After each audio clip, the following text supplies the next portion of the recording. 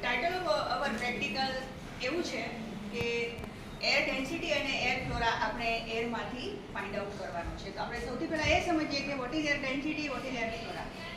તો સૌથી પહેલાં આપણે એર ફ્લોરાની વાત કરીએ. ફ્લોરા એટલે માઇક્રો ઓર્ગેનિઝમ્સ, એર એટલે હવામાં રહેલા. તો આ જે ફ્લોરા છે એમાં કયા કયા માઇક્રો ઓર્ગેનિઝમ છે એરમાં રહેલા? મેં તમને કીધું જ છે ઓલરેડી કે ધોઝ હુ કેન પ્રોડ્યુસ સ્પોર્સ, જે સ્પોર બનાવે છે બધા બેક્ટેરિયા આપણને એરમાં જોવા મળે છે. ઓકે. હવે બીજી વસ્તુ કે આ એર ફ્લોરા છે એમાં આપણે કરીએ છીએ શું, એમાં આપણે એવું ફાઇન્ડ આઉટ કરીએ છીએ કે કેટલી ટાઈપના સેલ છે.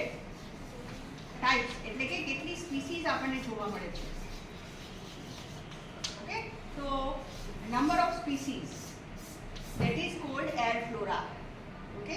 જેમ કે આપણે ગણીએ કે આપણે મળ્યું Bacillus subtilis, Bacillus megaterium, Bacillus cereus, Bacillus polymyxa. Okay. પછી મળે આપણે ગ્રામ પોઝિટિવ સ્ટેફાઇલોકોકસ ઓરિયસ, સ્ટેફાઇલોકોકસ આલ્બસ, સ્ટેફાઇલોકોકસ સિટ્રસ. તો આ રીતે આપણે જે અલગ અલગ પ્રકારની સ્પીસીઝ મળે ને, બરાબર, તો એ જ્યારે સ્પીસીઝ અલગ અલગ મળે છે ને એને કહેવામાં આવે છે એર ફ્લોરા.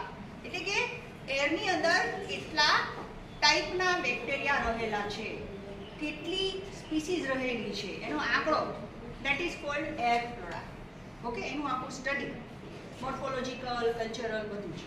તો આપણે આને એર ફ્લોરા કહીએ છીએ. તો આપણે અહીંયા એરના જે સેમ્પલ લેવાના છીએ એમાં એર ફ્લોરા સ્ટડી કરવાના છીએ. એટલે કે આપણે એ ફાઇન્ડ આઉટ કરશું કે કઈ કઈ સ્પીસીઝ છે, બરાબર. એક એક કોલોની છે એમાંથી આપણને એક એક સ્પીસીઝ મળી શકે છે. ઓકે. પછી બીજી વસ્તુ છે એર ડેન્સિટી. તો ડેન્સિટી એટલે શું? અહીંયા આપણે એરની ડેન્સિટી નહીં પણ એરની માઇક્રોવેલ ડેન્સિટી ચેક કરવાની છે. એટલે કે એની અંદર કેટલા પ્રમાણમાં માઇક્રો ઓર્ગેનિઝમ રહેલા છે, બરાબર. એટલે કેટલા પ્રમાણમાં એટલે નંબર ઓફ કોલોનીઝ અહીંયા આપણે કાઉન્ટ કરવાની છે irrespective of types of bacteria, બરાબર. કેટલા ટાઈપના બેક્ટેરિયા છે એ આપણે અહીંયા નથી જોતા, પણ આપણે અહીંયા એ જોઈએ છે કે આપણે કેટલી કોલોની પ્રાપ્ત થઈ છે. ઓકે. કેટલી કોલોની મળી આપણને. ધારો કે આપણે એનએગારની એક પ્લેટ લીધી છે, એમાં એરનું સેમ્પલ આપણે મૂક્યું છે, તો આપણે ધારો કે 100 કોલોનીઝ મળી, તો આપણે કહી શકીએ કે આપણી એરની માઇક્રોવેલ ડેન્સિટી 100 છે.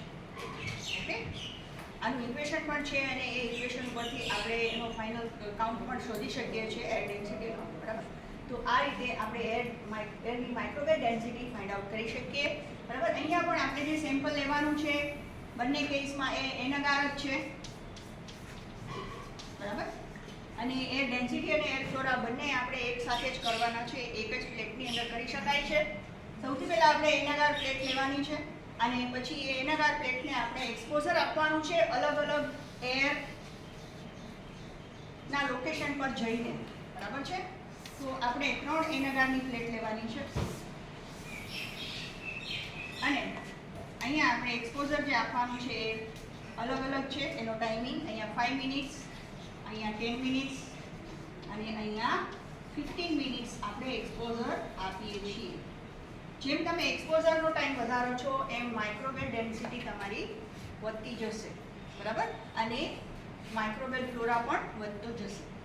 કેમ કે ખુલ્લી રાખેલી છે પ્લેટ એટલે બેક્ટેરિયા આવે છે ને પડે છે, આવે છે ને પડે છે. ટાઈમ લાંબો છે એટલે વધારે પ્રમાણમાં બેક્ટેરિયા છે એ પડવાના છે અંદર, એટલે વધારે કોલોનીઝ મળવાની છે.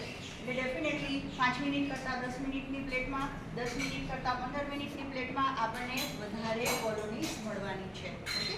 તો આ રીતે આપણે એક્સપોઝરનો ટાઈમ વધારીને એ સ્ટડી કરી શકીએ છીએ કે આપણને ટોટલ કેટલું એક્સપોઝર વધારવાથી માઇક્રોવેલ ડેન્સિટીમાં અને એર ફ્લોરામાં શું ફેર પડે છે, બરાબર. તો આ પ્રેક્ટિકલ પણ એટલો જ ઇન્ટરેસ્ટિંગ છે. આમાં પણ તમને અલગ અલગ જાતની કોલોનીઝ મળશે. એનું આપણે ટ્રાન્સફરિંગ કરવાનું છે, એના આપણે કલ્ચરલ કેરેક્ટરિસ્ટિક્સ છે ફાઇન્ડ આઉટ કરવાના છે અને એના ઉપરથી આપણે ઓર્ગેનિઝમ્સ જે આઇસોલેટ કરેલા છે એને કેરેક્ટરાઇઝ કરવાના છે. ઓકે.